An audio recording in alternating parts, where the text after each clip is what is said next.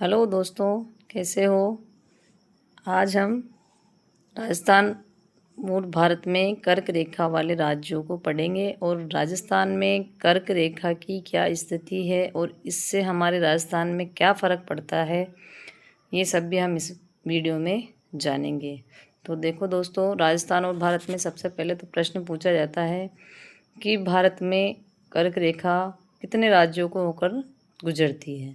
तो सबसे पहले याद रखना है दोस्तों कि भारत में कर्क रेखा 8 राज्यों को छूकर गुजरती है। तो ये याद नहीं रहे तो मैंने इसके लिए भी ट्रिक बनाई है।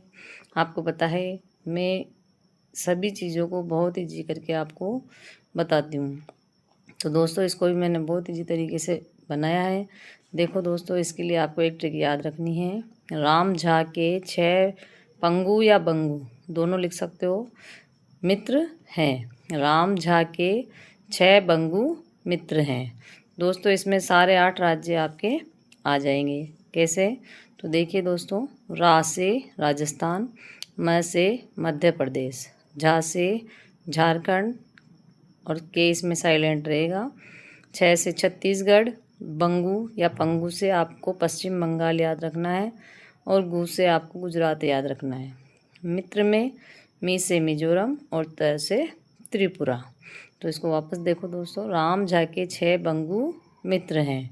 तो दोस्तों, उम्मीद है आपको ये ट्रिक अच्छी लगी होगी। तो अब इसका नया पैटर्न आरपीएससी क्या बनाती है कि या तो इसका क्रम पश्चिम से पूर्व पूछ लिया जाता है या पूर्व से पश्चिम पूछ लिया जाता है। तो दोस्तों, आपको भारत का नक्शा अपने दिमाग में सेट करना है, तो आप कभी भी इसमें गड़बड़ नहीं करोगे। तो देखो, सबसे पश्चिम में हमारे गुजरात पड़ता है, फिर राजस्थान, एमपी, छत्तीसगढ़, झारखंड, बंगाल, त्रिपुरा और मिजोरम। वापस देखो, गुजरात, राजस्थान, एमपी, छत्तीसगढ़, झारखंड, बंगाल, त्रिपुरा और मिजोरम। अब आइए दोस्तों, हम राजस्थान में, क्योंकि हमारी जो परीक्षाएं होती है, हमारे जो पेपर होते हैं वो राजस्थान से रिलेटेड ज़्यादा होते हैं। ये कर्क रेखा सिर्फ आपसे 8 राज्य ज़रूर पूछे जा सकते हैं, इससे ज़्यादा आपसे नहीं पूछे जाएंगे। ये है कर्क रेखा से जुड़ी हुई बातें आपको राजस्थान से पूछी जाएगी, न कि आपको भारत से। तो राजस्थान में इसकी क्या स्थिति है, आइए दोस्तों देखते हैं कि कर्क रेखा जो है वो डूंगरपुर, जो दक्षिण ज़िले हैं हमारे 2, कौन से, राजस्थान में सबसे दक्षिण में 2 ज़िले हैं, डूंगरपुर और बांसवाड़ा। तो डूंगरपुर ज़िले के तो सिर्फ दक्षिणी भाग को ये टच करती है, यानी कि ये मान लो कि डूंगरपुर की जो सीमा है उससे थोड़ा सा अंदर, तो ये डूंगरपुर ज़िले के दक्षिण भाग को सिर्फ छूती हुई निकलती है, डूंगरपुर के अंदर या इसको डूंगरपुर ज़िले को नहीं काटती है। तो डूंगरपुर ज़िले के दक्षिण भाग को छूती हुई ये बांसवाड़ा। बांसवाड़ा में तहसील पूछते हैं दोस्तों आजकल, क्योंकि आजकल ज़िला नहीं पूछा जाता है, क्या पूछते हैं, सीधी तहसील पूछते हैं या गांव पूछते हैं। तो ये बांसवाड़ा के जो कुशलगढ़ गांव है, इससे इसको काटती हुई निकलती है। तो बांसवाड़ा को लगभग 2 बराबर भागों में, यानी कि बांसवाड़ा ज़िले को तो ये 2 बराबर भागों में बांटती है और किसको टच करती है, कुशलगढ़ को। तो कुशलगढ़ तहसील को ये लगभग 2 बराबर भागों में बांटती है, किसको, ज़िले को। कुशलगढ़ से तो ये टच होकर निकलती है। फिर देखो दोस्तों, ये 21 जून के दिन, जो आपको पता है 21 जून को हमारा योग दिवस भी है और इसी दिन सबसे तेज़ गर्मी का दिन होता है। क्यों दोस्तों?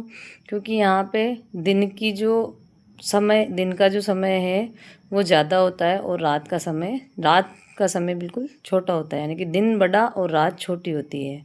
और इसी के बाद 22 तारीख से आपके दिन छोटे होने शुरू होते हैं और आपकी रातें बड़ी होनी शुरू होती है, और सर्दी आते आते दिन छोटे हो जाते हैं और रात बड़ी हो जाती है। तो 21 जून को क्या होता है दोस्तों कि सूरज जो है वो बिल्कुल सीधी किरणें इस कर्क रेखा पर पड़ती है सूरज की। तो इसी दिन परछाई नहीं बनती है। कैसे बनेगी? सूरज बिल्कुल सिर पे चिमकेगा तो हमारी परछाई कैसे बनेगी? तो इस दिन परछाई, बांसवाड़ा में आप अगर खड़े हो तो आपकी परछाई आपको नज़र नहीं आएगी। और सिर पर सूर्य भी चमकता है, सर्वाधिक तिरछी। अब आप खुद आइडिया लगा लो कि जो राजस्थान है उसमें सबसे उत्तरतम जिला कौन सा है? गंगानगर। तो सबसे तिरछी भी कहाँ पड़ेगी?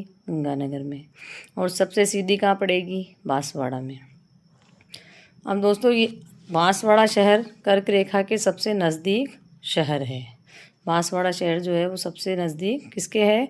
कर्क रेखा के। और श्री गंगानगर इसी तरह से कैसा हो जाएगा? सर्वाधिक दूर। तो ये श्री गंगानगर सबसे दूर हो जाएगा और बांसवाड़ा शहर सबसे नज़दीक हो जाएगा। कर्क रेखा आपको सभी को पता है 23.5 डिग्री उत्तरी अक्षांश पर स्थित है। 23.5 डिग्री उत्तरी अक्षांश पर स्थित है। जबकि हमारा जो राजस्थान है उसमें बांसवाड़ा की जो अंतिम बिंदु है वो 23 डिग्री 3 से है और उत्तर गंगानगर में 30 डिग्री 12 तक ये फैला हुआ है। चलो दोस्तों, राजस्थान उपोष्ण भाग में इसीलिए आता है क्योंकि उष्ण भाग जो भूमध्य रेखा से 23.5 डिग्री उत्तर और भूमध्य रेखा से 23.5 डिग्री नीचे, तो ये जो सेंट्रल पार्ट है पृथ्वी का वो उष्ण पार्ट है। इसी में सूरज ऊपर नीचे घूमता रहता है। कभी ये मकर रेखा पे जाके सीधा चमकता है, तो जैसे हमारे यहाँ सर्दी पड़ेगी तो ये मकर रेखा पे जाके सीधा चमकेगा, और हमारे यहाँ गर्मी होगी, गर्मी के दिनों में ये कर्क रेखा पे सीधा चमकेगा। तो ये सूरज की इसी तरह से स्थिति रहती है दोस्तों। इसीलिए उत्तरी ध्रुव और दक्षिणी ध्रुव पर हमेशा बर्फ़ जमी रहती है क्योंकि सूरज उधर नहीं जाता है। तो दोस्तों हमारी पृथ्वी की जो घूर्णन गति है वो इसी तरह से चलती रहती है। तो ताकि सूरज नहीं चलता है, सूरज के चारों तरफ हम घूमते हैं, पृथ्वी घूमती है, सूरज कभी नहीं घूमता है। ठीक है दोस्तों, अच्छे से याद कर लेना, वापस देख लो एक बार इसकी ट्रिक। ये राम झा के 6 बंगू मित्र हैं। राम झा के 6 बंगू मित्र हैं। राजस्थान, मध्य प्रदेश, झारखंड, छत्तीसगढ़, पश्चिम बंगाल, गुजरात, मिजोरम और त्रिपुरा। और पश्चिम से पूर्व का क्रम, एक क्रम याद कर लो तो पूर्व से पश्चिम भी याद हो जाएगा और पश्चिम से पूर्व भी याद हो जाएगा। कि गुजरात पहले नंबर पे, फिर राजस्थान, MP, छत्तीसगढ़, झारखंड, बंगाल, त्रिपुरा और फिर मिजोरम। ठीक है दोस्तों, शुक्रिया।